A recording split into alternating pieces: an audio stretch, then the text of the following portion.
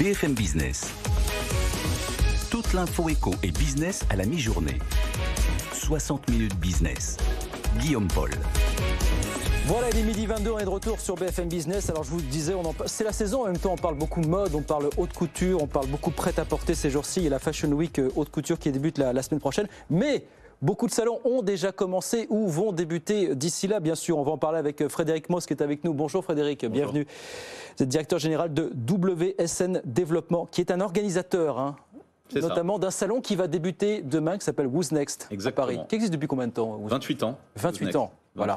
Qui fait 2 sessions aujourd'hui. 2 sessions, une en janvier, une en septembre. Voilà, ça se passe à Porte de Versailles, pas très loin de nos locaux. Si on pitch, allez en quelques secondes, Who's Next, c'est quoi? Who's Next, c'est aujourd'hui, c'est un des plus grands, si ce n'est le plus grand salon de mode international, mode et accessoires de mode. Ouais. Ça fait donc 28 ans qu'on présente un panorama extrêmement large de toute la mode, du lifestyle et de ce qui plus tard se retrouvera dans les boutiques la saison suivante. C'est ça. Ouais.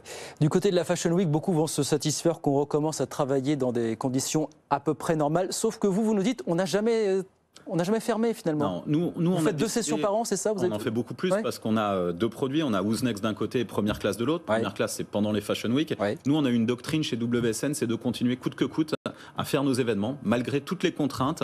C'était de maintenir, parce qu'un salon, finalement, qu'est-ce que c'est? C'est un endroit où un écosystème se rencontre, où le business se crée et se fait, le business d'aujourd'hui et le business de demain. Et à chaque fois qu'on a pu tenir salon, on a tenu. Ce qui fait qu'aujourd'hui, on a redémarré en septembre, avec une accalmie quand même de la pandémie, puis une reprise dont on parlera peut-être. Mais en tout cas, on permet aux gens de se retrouver. Et c'est ça, en fait, l'utilité première d'un salon, c'est de se développer, et notamment pour des marques qui sont des marques que j'appellerais, moi, de middle market. Ce sont des marques qui ont besoin, en fait, de rencontrer leurs acheteurs français, européens ou internationaux. Alors, on attend le retour des grands acheteurs internationaux, du Japon notamment, des US, on en a un peu, bien sûr du Brésil. Parce que là, par exemple, vous attendez combien de visiteurs là, au cours de ces quelques jours? 30 000. On va avoir 30 000 visiteurs. Par rapport au niveau d'avant-crise, on est où? On est à 50 000 en temps avant Covid, et là, on va avoir 30 000. C'est vraiment tout ce contingent d'acheteurs internationaux étrangers et du grand export qui ne sera pas à Paris pour les raisons qu'on connaît, de contraintes de voyage et contraintes sanitaires. Comment il se porte? Alors justement, on en vient aux questions concrètes. Comment il se porte ce secteur du prêt-à-porter? Alors j'ai mis tout ça un peu dans le même bateau, dans le même panier, la mode, le prêt-à-porter.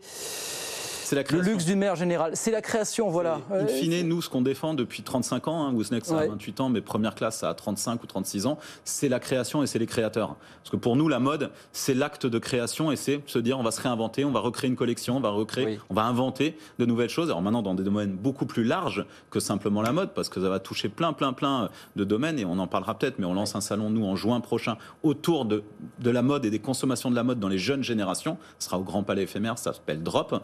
Mais finalement, c'est ce que nous on défend et c'est ce qu'on a. On a beaucoup de marques indépendantes, on a beaucoup de shops, de boutiques, de concept stores indépendants qui viennent faire leurs achats sur un salon comme Who's Next, et c'est ce qui va se passer pendant 4 jours à la Porte de Versailles. Ce secteur, comment il se porte fondamentalement? Vous me disiez, voilà, on a tendance un petit peu à mettre tout dans le même panier finalement quand on parle de mode, quand on parle de luxe, quand on parle de prêt-à-porter. La mode, c'est quoi le problème aujourd'hui? Ça vous a pas échappé que la mode, ça fait plus que 2 ans qu'elle est, on va dire, en crise. Bien sûr. Ça fait 10-15 ans qu'on observe, alors à la fois d'un côté environnemental. Enfin, au-delà de la bonne santé des grands groupes de luxe internationaux. Oui, mais voilà. Pour vous, ça représente une part infime du marché, en tout cas qui correspond à une infime part des consommateurs.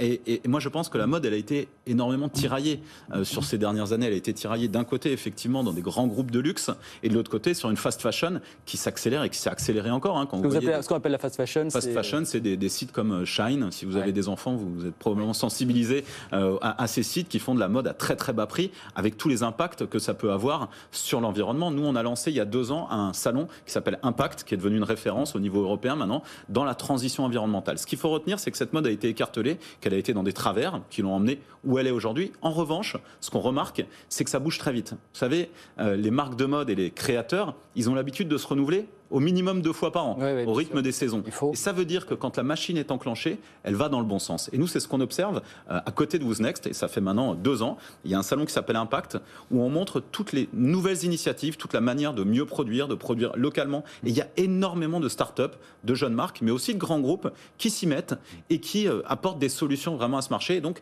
On peut avoir une lueur d'espoir, parce que la mode, elle a pu aller dans les travers, mais elle va très vite. Mais justement, quand on parle de travers, de quel type de travers vous parlez c'est la consommation, enfin, la production au plus bas prix, qui est... Mais oui, mais il y a un marché, il y a une demande pour ça, je vais vous dire en même temps. Oui, il y a une demande, mais nous, quand on a créé Impact, on est organisateur de salons professionnels, c'est-à-dire c'est les professionnels qui se retrouvent. Nous, notre volonté, quand on a créé Impact, c'était à la fois de remonter sur le côté fabrication, mais aussi, on l'a ouvert au grand public.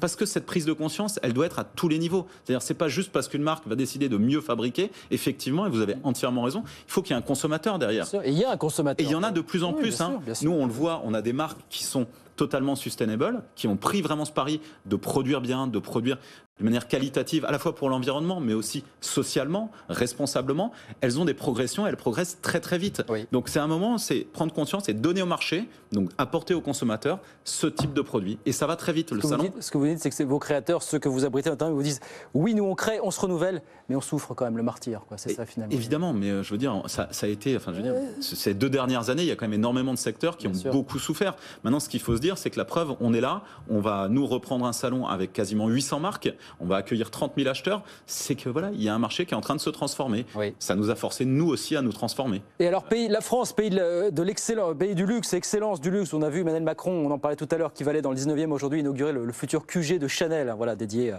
à l'innovation. Est-ce que vous dites qu'il y a un problème aussi pour attirer les jeunes vers ces métiers qui recrutent? On n'arrête pas de répéter, nous ici, qu'on cherche beaucoup de monde dans ce secteur, dans le secteur du prêt-à-porter aujourd'hui, qui est une excellence française. Ouais. Moi, je vous êtes d'accord? Vous constatez ça? On a du mal à recruter véritablement les talents On a du mal à recruter. Je pense que non, il faut adapter aussi les postes qu'on propose. Je veux dire, les boîtes et nous, nos sociétés sont en train de se transformer. Je veux dire, c'est pas exactement les mêmes postes que ce qu'on pouvait avoir il y a 10 ans ou 15 ans. Maintenant, on va parler de tout le développement digital autour de toutes nos sociétés. Donc c'est des métiers qui se transforment, c'est des industries qui se transforment. Nous, pendant cette période de 2 ans, on a décidé de lancer une place de marché, une marketplace qui va venir accompagner le boulot du salon, c'est-à-dire au lieu de le cantonner à une unité de temps, une unité de lieu qui est 4 jours, là on a des échanges et du business qui pourra se faire en amont, mais surtout après le salon. Et tout ça parcours, enfin voilà, c'est une transformation de secteur global. Donc je pense que à la fois on peut avoir du mal à recruter dans certains endroits, et je pense notamment en personnel, en force de vente et autres. Ça c'est dû à mon avis à autre chose encore. On parle de ça des petites mains, c'est pas péjoratif du tout de dire ça. Pas du tout, parce que les petites mains, nous, ce sont des métiers à valeur ajoutée. Mais c'est ce qu'on défend, nous, finalement. Je veux dire, la création, c'est une histoire de main, de créer quelque chose, et c'est des métiers que nous on valorise et qu'on défend. Et il y en aura plein de ce type de job sur le salon qui viendront présenter ce qu'ils ont créé, ce qui est sorti de leur imagination. Et ça commence demain, donc porte de Versailles, dans le 15e arrondissement, le salon Who's Next. Merci beaucoup Frédéric. Merci infiniment d'être venu nous voir. Frédéric Mauss, directeur général de WSN Développement. Merci beaucoup d'être passé nous voir. Merci. Très bon salon à vous. À très vite avec plaisir sur BFM Business.